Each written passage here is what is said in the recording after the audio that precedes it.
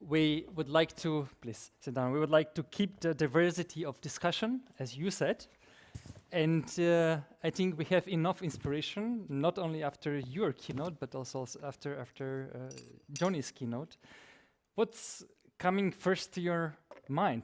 Maybe let's start with Cristina. Cristina is, by the way, well-known in the competition world. She has, I believe, worked with many big companies that we have already named them tonight. And she's using quite strong languages.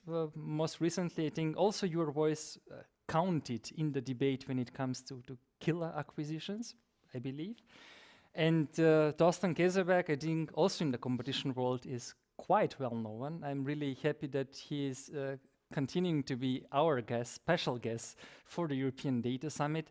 We had exclusive insights in the new competition law last years, thanks to you, and I'm really glad that you're with us. Many thanks, Thorsten. But let's open the discussion. Cristina, Thank you, Pencho. It's a pleasure to be here. Thank you and the Institute for the invitation. Let me start with disclosure very rapidly. I have worked multiple times adverse to Google, against Facebook. I've done work for Amazon, Apple, Netflix, News Corp, Uber, and others. So what comes to my mind? I mean, first of all, I'm delighted to be here with these particular two rabble-rousers, Tommaso and Johnny, two people who I really think are in many ways doing a lot to lead the debate and to point to what is absolutely apparent to my mind, which is we are in a market power crisis and we are in a data protection crisis. And these two are compounding each other. They're compounding each other because, of course, the market power which has been accumulated is what allows for data protection violations to be perpetuated consistently. And conversely, the violation of data protection in a systematic way is what allows for market power to continue to be accumulated and persist. And so the question is really, how do we deal with that? We heard Johnny eloquently, I think, lamenting the failure of enforcement on the data protection side and GDPR. I heard some optimistic words earlier about, well, at least in competition, something has been achieved. My message is a lot more pessimistic. I think that antitrust has been a pretty abject failure so far, generally. In that, although this is no aspersion on the people working on it and making a lot of good work and putting forward effort, the outcomes are not there. We've done a lot of work. There are some fines, but the fines don't matter.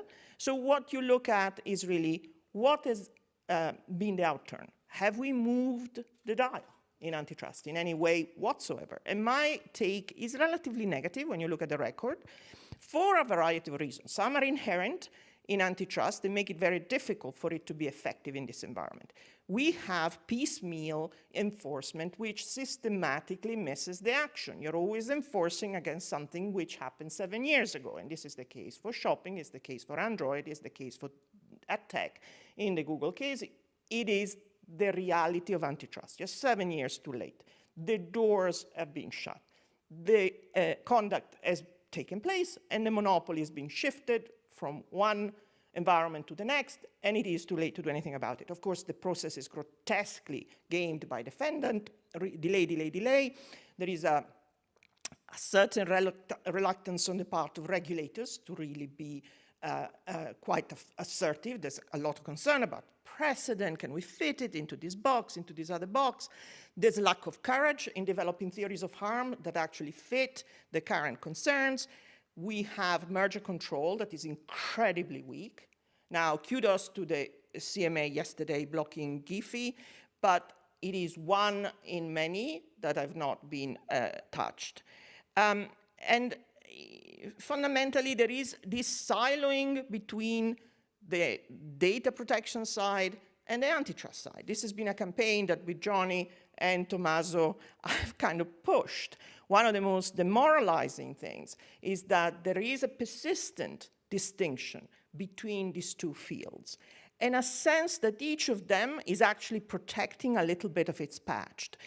I mean, I know the antitrust field much better, and it is dismal to me how the antitrust community is absolutely lagging behind understanding the role of data and how we can use data protection experts to understand market power and to deal with market power. This is something that doesn't really register.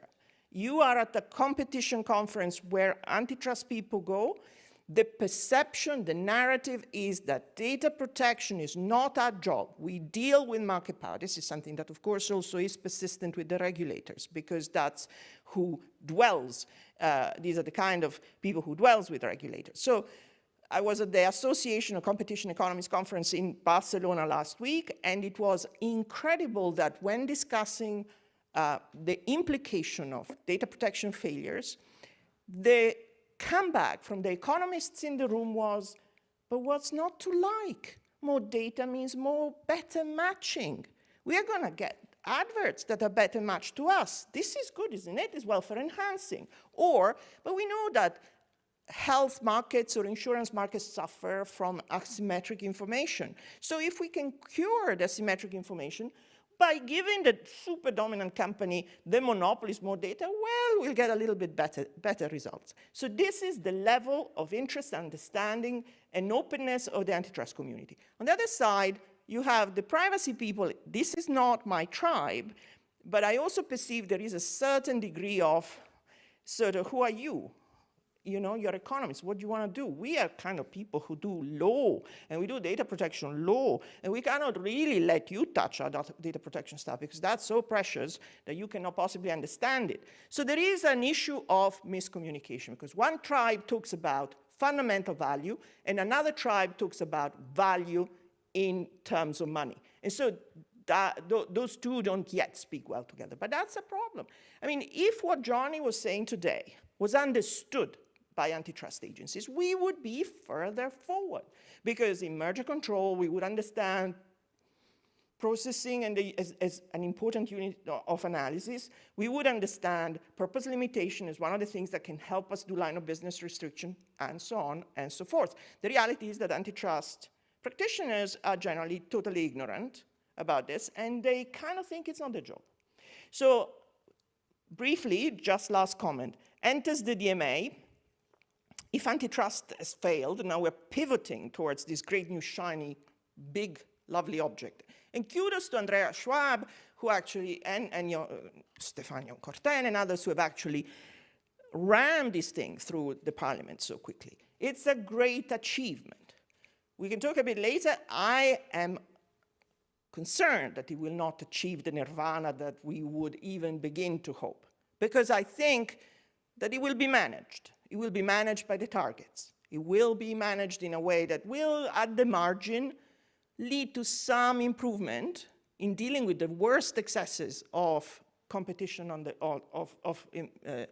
abuses on the platform, but it will not create digital diversity, dispersion, any kind of distribution of power away from the key actors. Let me stop there. Okay. Dear Thorsten, is the state of play in the competition world that bad? Listening to Cristina and she was. By the way, that we waited that long for our Competition Act was not because your readiness, but we had some political issues in Germany. But still, we are at the front of this movement. I think the Competition Act in Germany inspired the DMA a lot.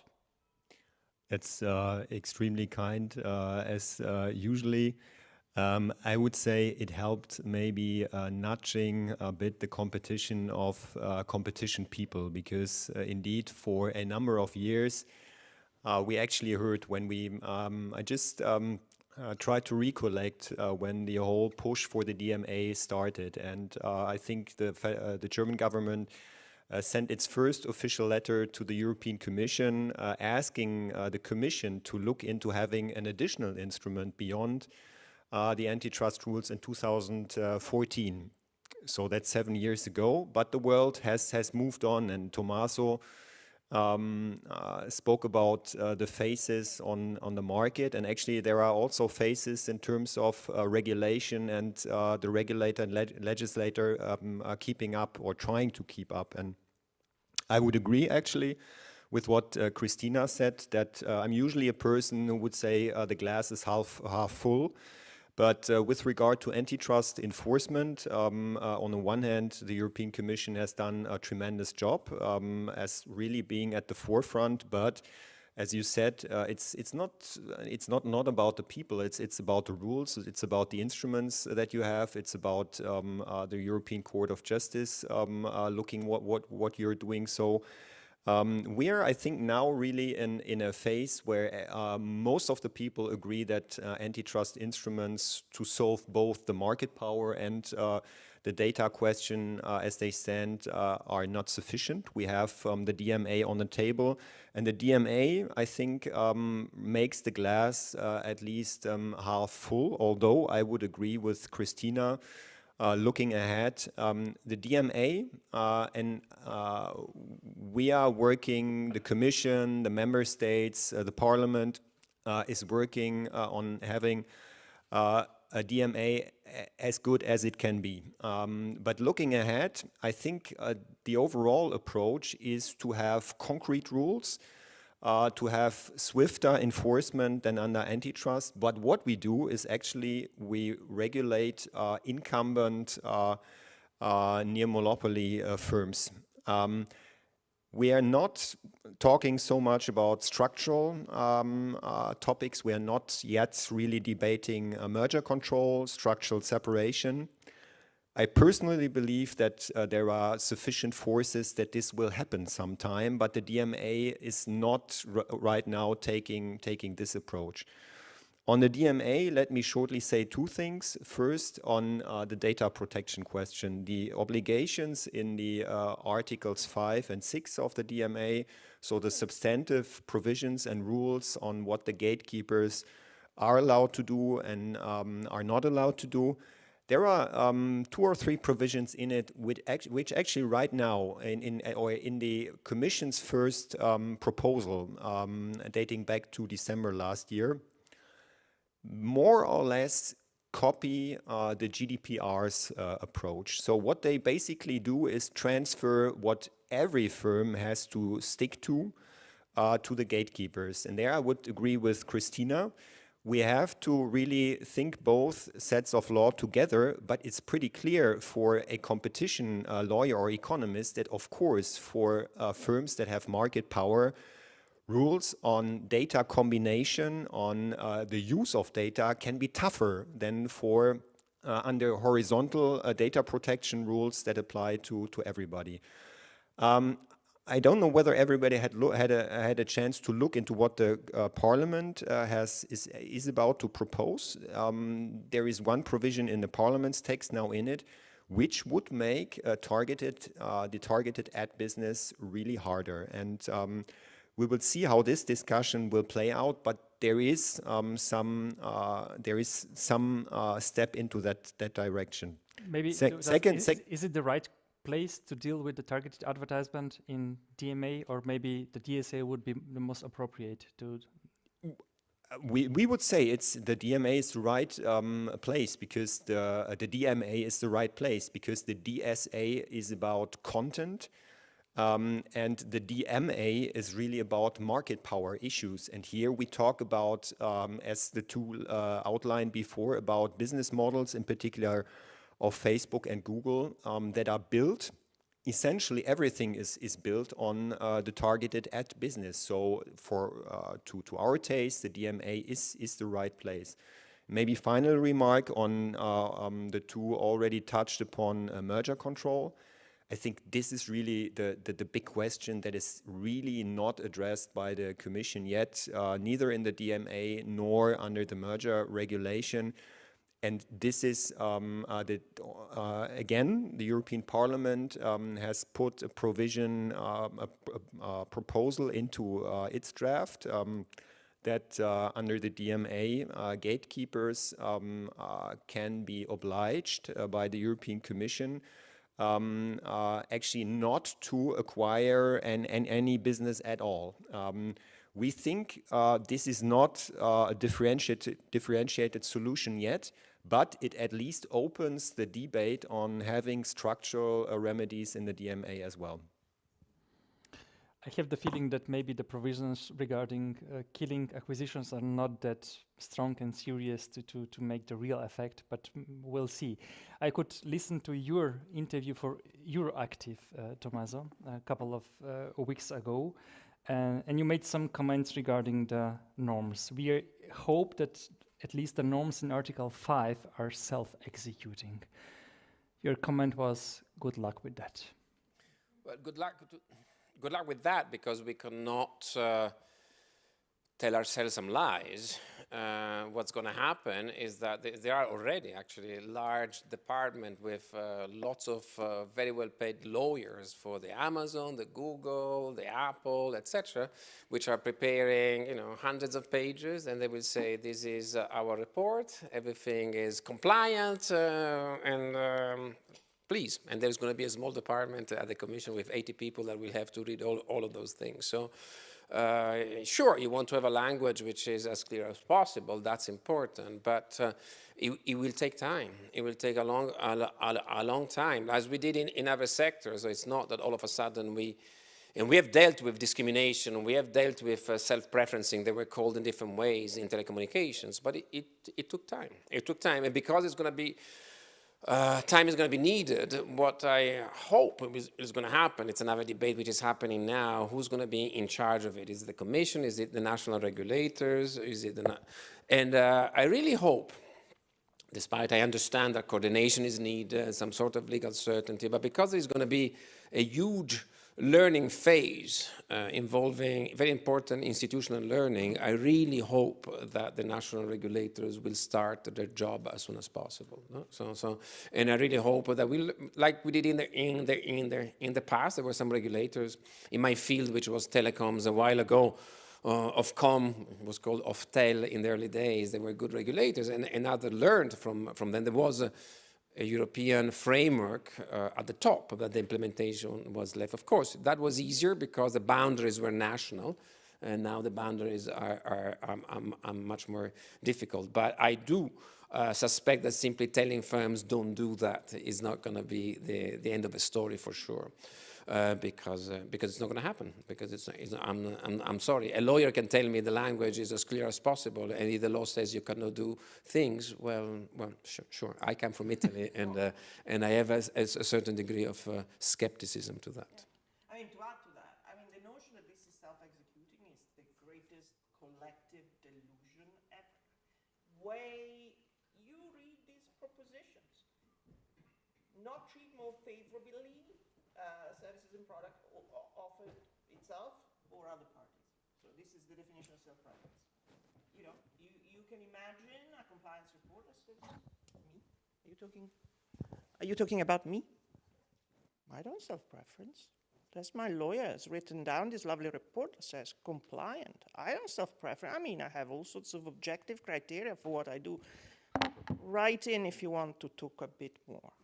A problem there is that we need to talk seriously about the algorithm, because it's unacceptable that people that control access to 3 billion people are going to just tell you the algorithm is my property. You cannot have a look. So we need regulators to run experiments. We need this, because otherwise it's going to be an impossible fight. You're going to be always coming too late when things have already happened. So we need to look at the algorithm. We need to look at the business model, because now, if you think about it, the wrong incentives come from the business model, especially Google and Facebook, because they make money from advertising. We know that advertising depends on engagement. Some people started saying that engagement is actually addiction, which is important. Obviously, people by proxy run a service experiment. They're going to tell us you got the wrong data. But there are very good people at Stanford that recently showed that about 40% of the time that people spend on Facebook is a time that people exposed regret about. Okay, they would have liked not to have spent. This is really what addiction is, right? So I regret I drank too much, but I couldn't stop, because the old business model is made in order to make me stay as long as possible. And there are precedents about that. There is, YouTube was found showing videos about minors and their children to people which had a profile as a pedophile. They were convicted pedophiles. And again, these are horrible things. And YouTube actually fixed it, but it took time. It took time because because it's in the business model to do whatever it takes to engage people so that they stay as long as possible, and then the right signal is extracted to show the ads when it is profitable to do so. And secondly, the barriers that have been, the intangible barriers which have been recreated is what I said earlier. Also in this case, I cannot know what the algorithm recommends to a pedophile because I'm not. I don't have that profile, and nobody can. So it's unacceptable that people with this reach, this power, this economic power and political power just close doors to something which is really fundamental. I'm not saying they shouldn't put it in the public domain, intellectual property is important, etc. But there must be a way of actually vetting this algorithm. There must be a sensible and actually effective way of doing so. Thorsten, maybe the same question to you regarding the self-executing norms. And now I'm thinking of Article 5 and the provision of combining data unless you give the consent. But basically, we are giving the consent all the time because the average citizen simply doesn't think of it. And we are delegating too much responsibility, obviously, to the average citizens. What's your opinion on this? Will it change something, Article 5, in the reality? Or we are going to have, again, situations in the future where, on average, abuse of dominance case took 7-8 years?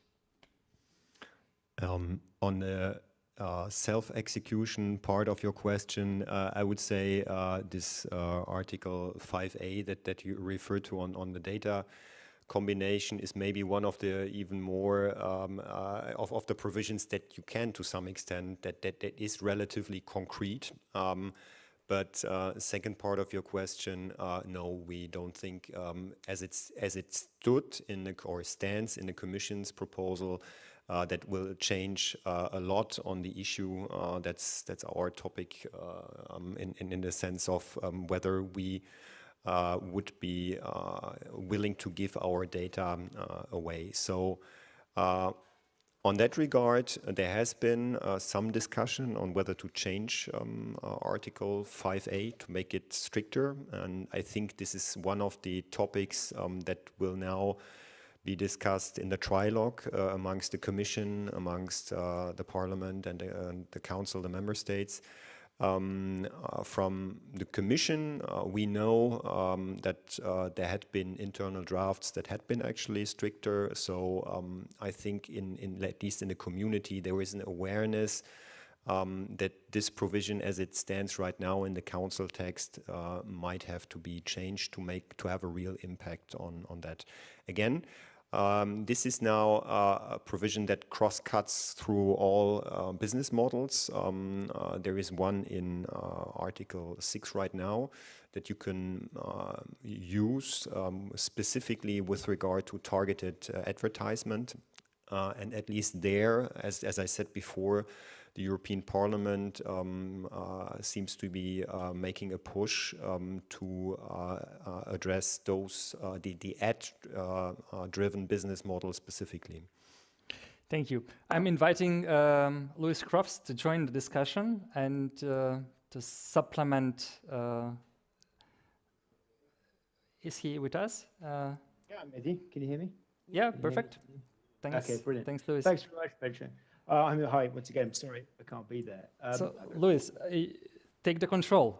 What's on your thought listening to Thorsten, Cristina, and Tommaso? Yeah, so Cristina, I had a question for you. You talked about we've been sort of pivoting to the DMA after a period of failed antitrust. DMA is the great new hope, but is there not a risk that parts of the DMA can end up just making the problem worse? I'm thinking about, browser choice screens, choosing a browser or choosing a default search engine. People are going to just choose Google again, aren't they? It's going to just, Google or big tech companies can support the idea of increased choice now because they know they're going to get chosen. So is there a risk that DMA ends up just entrenching part of the problem? I completely agree, Louis. I think that the genesis of the DMA, when you see the original text that then has been improved over the months, but essentially is a synopsis of current and recent competition antitrust cases you have. If you squint, you could see, oh, this is Amazon MFN. Oh, this is actually Google Android. Oh, this is Apple something or other. So there is a genesis which is effectively reproduce a synopsis of antitrust cases that we've actually failed to make a difference with. That's the bottom line. You have cases that are before the Commission. Google we discussed, there is Amazon, there is Apple, nothing is really moving for years and years, and these cases have been, you know, about data use even, about various kind of exclusionary theories of harm that actually have not delivered any change. And then we are reproducing the same categorization, the same ideas into the DMA and calling it this is ex ante regulation. How does it change what is happening now? Is the delusion that we are going to be, when you have a provision there that says you have to provide ex ante choice, this is going to be any different from what has happened in Android, in which you have the manifestation of a total failure of a remedy, in which Google has to provide indeed a choice screen, in which in fact the people who want to appear have to pay, and you pay if you're willing to pay more and appear on that list if you're a bad actor, a bad search engine who is actually monetizing that much more than others. So you have a list that is effectively one that Google monetizes from, and actually people don't pick. So what is the point? Is that going to change? Is that going to make any difference? So that's my concern. This is really nice, but whether it is going to move the dial any more than antitrust has succeeded to do, I am concerned. I think we need to think about it in different ways. We need to not just kind of, I mean, Thorsten is right, we are going to regulate the monopoly or attempt to regulate monopolies in some way. This is not going to deliver any reduction in market power. It's going to catch the really, really bad behavior. If you're beastly to some of the people on your platform, we'll try and stop you. But it's not going to disperse that power. There's going to be in 20 years the same actors, because there is no diversity. There is no sense in which, once the internet has become effectively a series of walled gardens, that anyone can really make a difference. And so, I mean, this is the conundrum we're stuck with. Unless we do something which is more creative about decentralizing and dispersing the internet, and I don't mean blockchains, but I'm really not clear what the answer is, and it isn't the DMA. Thank you. Dear Luis, do you have another question, or maybe we can have questions from the audience? I'll hand it to the audience. They've gone there, they've made the effort. I'm just in my spare room, so. Okay, Johnny has a question, probably an easy question for. Johnny should also say something about the 5A point, because I know that you feel strongly about that. So I want to take a slightly off topic, because Tommaso opened the door to talk about the DSA, which isn't really quite on the agenda, but you were very persuasive discussing the algorithmic harm. And you had some examples, Tommaso, there that I hadn't heard of, which are particularly bad. In the DSA, almost the entirety of, I think, Chapter 3 is about notice and takedown of stuff, which is made available on these platforms. But in the Commission's text, there's one single article that deals with the recommender systems that decide what you're actually going to see. One single article. In the Council's text, there's a tiny bit more. But basically what they say is these things are on by default, not off. That's a very peculiar situation we've landed ourselves in, where there doesn't seem now to be an opportunity to change that. Is there an opportunity to fix this algorithmic problem now in the DSA, or are we stuck with this problem from now on? I'm not an expert on that. I can give you more examples, though. So another example was during the riots in January on Capitol Hill. Of course, we discussed whether Facebook was being used in order to organize all these rioters to get there. But then it's also what's very interesting is that Facebook made tons of money because they were selling targeted advertising to the rioters, selling military gear and weapons, because that was the perfect, identity of particularly weird people who like weapons and so on and so forth. So that's an example. So what my view, because I'm more in line with competition economists, is that I believe that the companies really want to have that kind of debate happening, help us to take down bad content, okay? Help us to do that, so that, and we will work with you, etc., which means delaying, etc. And instead, it's much more fundamental for me as a competition economist, instead to dismantle the root of, which is the business model, which is the power they have, the monopoly of the power they have. That's why I'm hopeful, at least, that the DMA. I want to offer some opportunities for some positive thoughts as well, and the positive thoughts.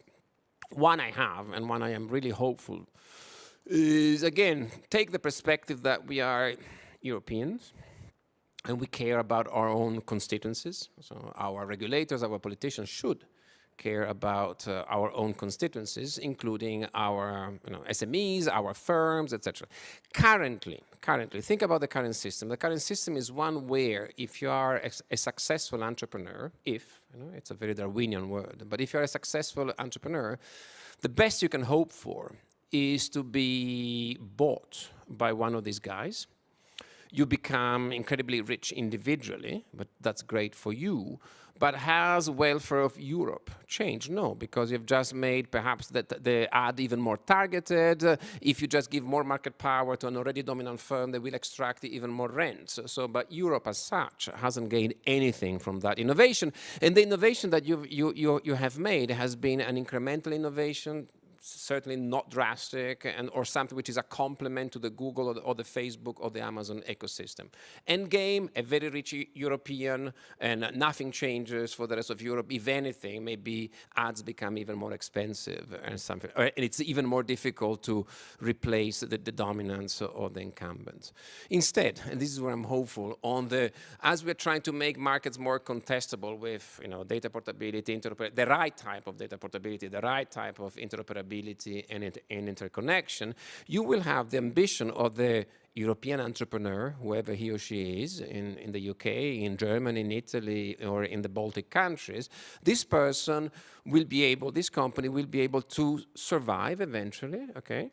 I would add also, this is where I really think that mergers should be touched. This person should not be bought by the GAFAM, okay? And we can have a rebuttable structural presumption there, which is a very pragmatic change that would make a lot of things better.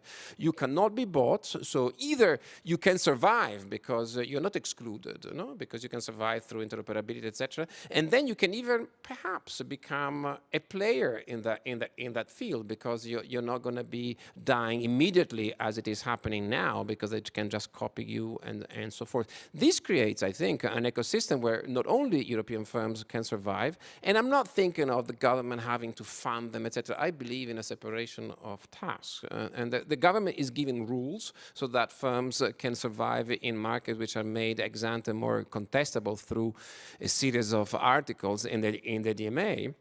And perhaps even innovation remains here, it becomes more ambitious. The direction of innovation can also change. So I would think that this is my hope, okay? When I want to, at the end of the day, when I want to be hopeful, this is my hope, that the landscape of European innovation can change for the better through the right intervention of the DMA. Yeah, and I think that interoperability. If you stay optimistic, Cristina, please continue. No, I mean, I sort of, I get it, I'm getting the vibe, but let's continue on that. I mean, I think I agree, interoperability amongst the provisions of the DMA is one of the most powerful. I mean, there is great writing by Doctor or others, Ian Brown, many people who write always about how this is really the sort of the foundation. If you create interoperability, if these rules are not diluted in the trilogue by those who say, oh, but interoperability is a problem for privacy, imagine that. If they're not diluted, it is, of course, powerful as a tool, because it does effectively create the potential for eliminating firm-specific economies of scale and network effects, which are really what kind of keeps you into the walled garden. And then, merger control was the great big absentee in this document, in the DMA. I mean, everyone initially was kind of aghast, but of course kind of bought this sort of the excuse, well, it isn't the right legal tool, it's Article 14, it is not something we could do. And then there's been quite serious campaigning, I think, on the part of many saying, no, we need to mention it, because the counter-narrative, which is the prevailing one, even amongst, again, economists, the profession, is this notion that, this old chestnut, I should say, that we have been prisoners for decades into this idea that if you do something like block an acquisition, then the world will end because you are committing this terminal sin of the type 1 error. You have possibly incurred a type 1 error, so you have done something that possibly was wrong, and therefore the incentives will completely perish for anyone in Silicon Valley to invent anything ever. But that isn't the case. Imagine even if you blocked 4 deals a year. Imagine if you blocked 5 deals a year. Is the animal instinct in Silicon Valley, or Silicon Glen, as they call it in the UK, going to perish? Of course not. But it is also the case that we should not, it's not the right thing to encourage entrepreneurs to think that, I mean, it's very nice for them, that I consistently create these things, and then I get 500 million, $1 billion, and then I go to the beach. That's great for you. But do we want this to be done in a way that then partakes in the profit of the monopoly? And the direction of innovation, I'm glad Tommaso mentioned it. I mean, we have people in Silicon Valley, everyone is doing an app, because the only notion of innovation that is actually going to be monetized, everyone is convinced that it's going to be monetized, is an innovation that involves data, users, subscription, advertising. These are the key ingredients of every single innovation. There are gazillions of apps sitting there waiting to be bought.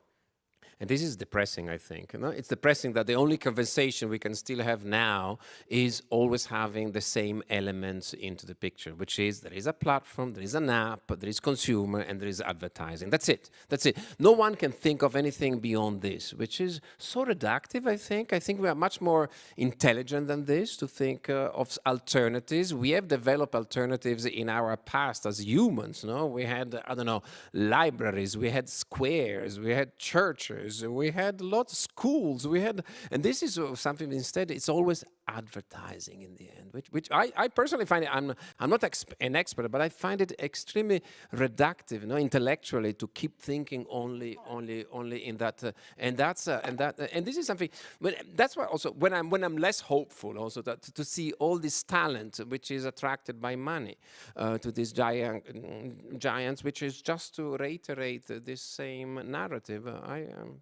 As a human being, I think life can be so much interesting. I'm depressed again now. I'm also depressed because Lewis is not here. I've been trying to have a beer with Lewis Croft since I left the commission in September 2019.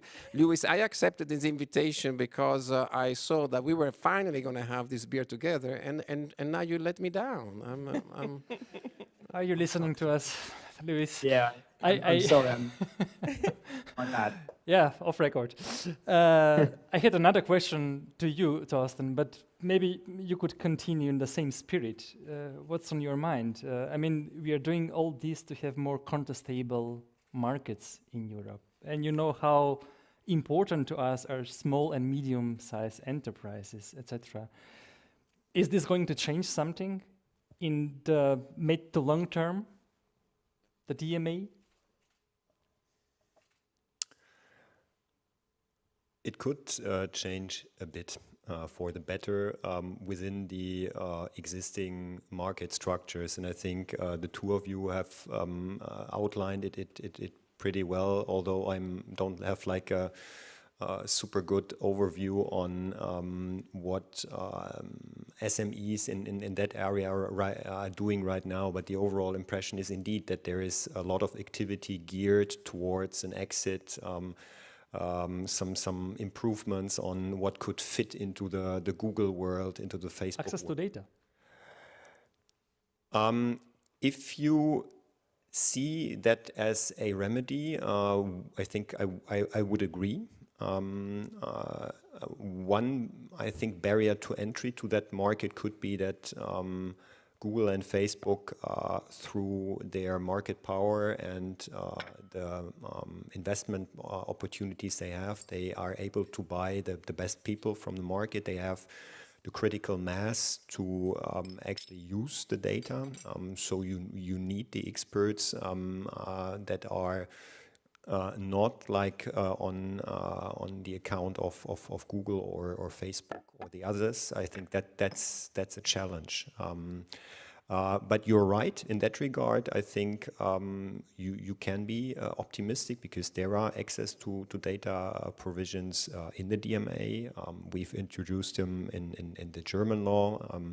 There will be access to data, probably laws, and also in the member states of the EU, not only under the antitrust headline, but as general provisions to increase innovation, or as Tommaso said, to have some research clause like in the DSA to give people at least the look to the possibility to monitor what the GAFAMs are doing. So in that regard, indeed, we can be optimistic. I think we can also be optimistic because the debate has changed. I mean, I remember when we wrote speeches for our ministers like 4 or 5 years ago, criticizing the Facebook WhatsApp merger, or Google DoubleClick. I saw faces in the antitrust community. How do they dare to criticize this? And I think now it's pretty much common sense that you could look into these theories of harm differently. And I think politically this has changed. If you look into the US, I mean, if you look into the Obama administration, if it's correct that Eric Schmidt was the one and only person on this globe that had immediate access to Obama, that has changed. I think that's harder for of course, they are strategically important to the US government still, but that has changed. There is a debate. There is the DMA going. This is on a regulatory front, this is really progress. We can openly debate those questions. We have the DMA on the table, and that's in that regard we can be optimistic, and the glass is half full actually. Can I just say, I think that what Thorsten says is important. I mean, we've had this discussion about our own continent in the main tonight, but the Overton window, as it's known, the debate in the US has changed beyond recognition in the last 2 years, really. I remember in March 2019, during ABA in DC, I did a fringe event, and Tommaso, you were there. There was an event that was titled "Are the European Leading the Way in Enforcement Against Tech?" And we were all kind of looking at these Americans and saying, eat my dust. We are so far ahead in Europe. We've done all these cases. You've done nothing since Microsoft, right? You've done absolutely nothing, 20 years of permafrost. And then you look at this today. You have Lina Khan in London, Jonathan Cantor in London. You have Tim Wu in the White House. I mean, they're there traveling for the G7. You have Tim Wu in the White House. And they're looking at us in Europe and saying, okay, now we are going to try and go fast. You have the state attorneys general suing everybody. The world has changed significantly. I'm more hopeful about what I see in the US than I ever was. I mean, I think the US is going to be, as ever, it's a transatlantic, and when it turns, it just carries a lot of weight. So I think there is significant, it's a bit of a boring word, convergence, but not just that. I mean, I think these people are super motivated, and, I think we'll see change. Thank you very much. Thinking of the new German government, who has also written in the coalition agreement that going to reassess the competition framework again, my first thought was maybe we could leave the Competition Act at least alone a couple of years and see how it works. But from the academic side, Tommaso, now you can speak freely and you're not affected by yeah. What would you recommend to the German government? Again, your interview for Euroactiv, where you say you need leadership. And if I ask myself, I think that we could do almost everything with the old provisions of 102 and 101, and we don't need the DMA if we want. But somebody wanted more clear language, and now we have all this discussion in the last 10 years. Usually in conferences, there is always some person who says, but these discussions we had 50 years ago, we had 100 years ago, it's already taken care of the law. Perhaps. But then we haven't enforced the law correctly. So I think what I would say to the Germans is, first of all, wunderbar, obviously. Secondly, I would say think of resources. So sometimes you must have a resource view of organizations, because these are cases which are going to take a lot of people, are going to burn a lot of time, especially when a case is new. It will become, there is a precedent value, and so you will have also on the other side people overreacting in order for that precedent not to continue. So think of that. And this is where, this may sound strange to economists, if there is an economist in the audience. The economists sometimes, we sound so reasonable, but then we say something that in practice is so nonsensical. And so we love to say every case has to be judged on its own merit. It's on a case-by-case basis that we're going to... And this is the most impractical thing ever, because you cannot run every single case with infinite resources. You cannot do that. So this is where, instead, we have really to reintroduce some structural presumptions. This is where the lawyers have an advantage. That we economists said, how can you have a structural presumption against self-preferencing? You have to become a bit draconian.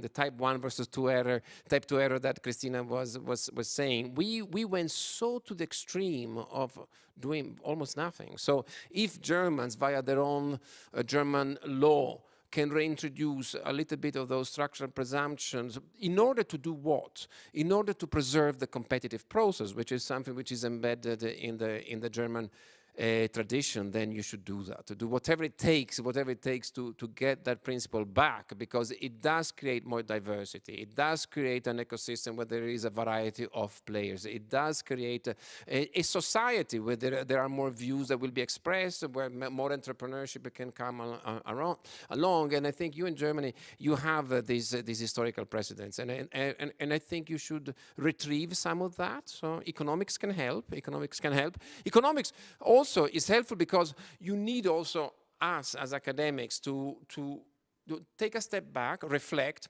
We have also a collective action problem, because we are individuals, we do our research, we don't have a forum where we converge and we say, well, but on balance, mergers are good, mergers are bad, but on balance, there should be a way of extracting this knowledge that we do have, but simply now our voices are not heard, because you got the lobbyists, you got the consultants, and instead, in our free time, sometimes we come to the conference like this, and we say thank you very much, but you don't have the academic view, which exists, and economics is much richer, academic research is much richer and interesting than sometimes it's been exposed in the policy discussion, because it's not us, it's someone else, which is telling the policymakers what economics says, typically bringing out views from the 70s, the Chicago tradition, etc. But back to your question, Pencho, I think there is a great opportunity for Germans to show leadership in order to create, to make sure that Europe is competitive. But in the way I've just said, it's not the national champion debate. You will never hear anything coming out of my mouth in favor of that. But instead, it's through making sure that the competitive process has a chance. Okay? And we gave up, especially in digital platforms, we gave up a long time ago. It's going to be difficult to catch up, but there is an opportunity now. Thank you, Tommaso. Thorsten was listening to you. Do you have some final thoughts, Thorsten? Or Maybe two comments on the resource question is really great, because in general, my perception is that the demand in the state has risen over the last couple of years, because we are used also, thanks to digital technology. I think it's a Amazonification of life, in the sense of you expect politics to deliver instantly. And for example, when we have the DMA, it will cost resources, and we have to think to how to prioritize and maybe give up on other angles of policy to free these resources. And the other point Tommaso made was set the rules in a clever way that you can save to some extent resources. And indeed, it was the German competition sort of history and tradition, Ordnungspolitik and so on, of having clear-cut rules, a bit the opposite of the more economic approach to look into each and every case, into the very last detail. And indeed, we hear voices that we need to return for the sake of speed and resources to return a bit into that direction. Structural presumptions, exactly. Cristina, your final thoughts? One sentence, please. In one sentence, very much in line. I mean, I think that we economists have not necessarily done a great deal of good to this process, because there's been an initially well-meaning effort to bring structure and to bring rationality into what was enforcement blancmange, but in the end it has ended up being too specific, too much case by case, and destroying in the process the efficiency and the speediness of it. So I would agree that we need to just... Thank you very much. I hope we have kept the diversity of discussion. Your suggestion in the beginning, we really enjoyed a lot. But now we have to take a small break before we have the final panel for the first day, and that's the study presentation, Designing Data Trust. Many thanks.